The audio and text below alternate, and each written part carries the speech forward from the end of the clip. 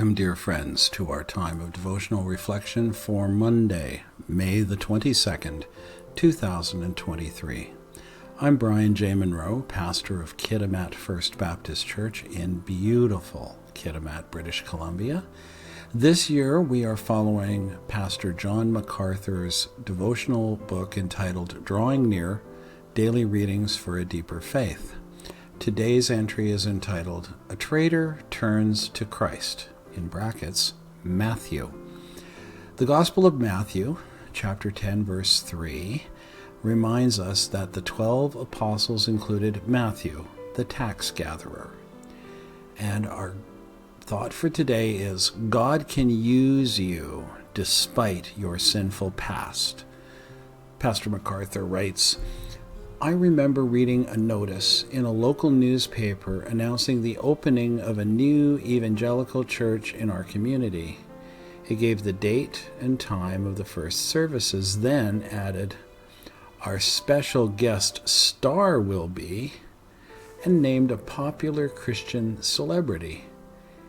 In its attempt to appeal to unbelievers or simply draw a large crowd, the church today commonly uses that kind of approach. Jesus, however, used a different approach. None of his disciples were famous at all. In fact, rather than drawing a favorable crowd, some of them might have repelled or even incited anger and hatred among his Jewish audience. Matthew was such a man because he was a despised tax gatherer, one of many Jewish men employed by Rome to collect taxes from his own people. As such, he was regarded as a traitor by his own countrymen.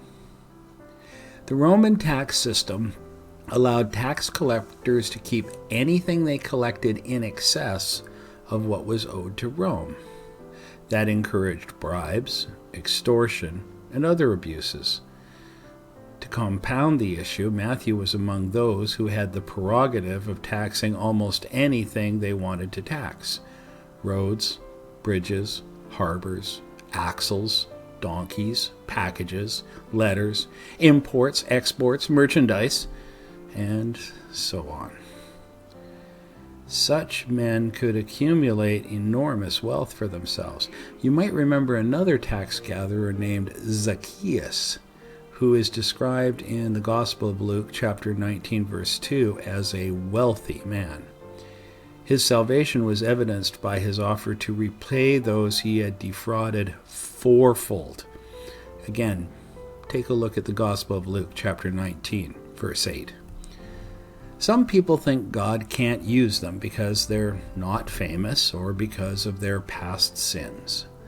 But God used Matthew, Zaccheus, and millions of others like them.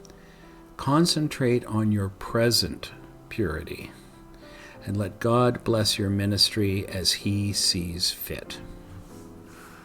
Dear friends, as always, I commend you, encourage you, and thank you for taking a few moments out of your day to listen to this devotional reflection penned by Pastor John MacArthur. And I pray that it's of a great benefit to you.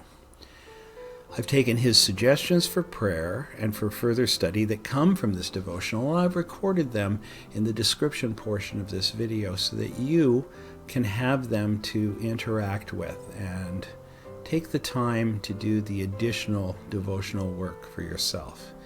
It will definitely bless you and deepen your relationship with Christ.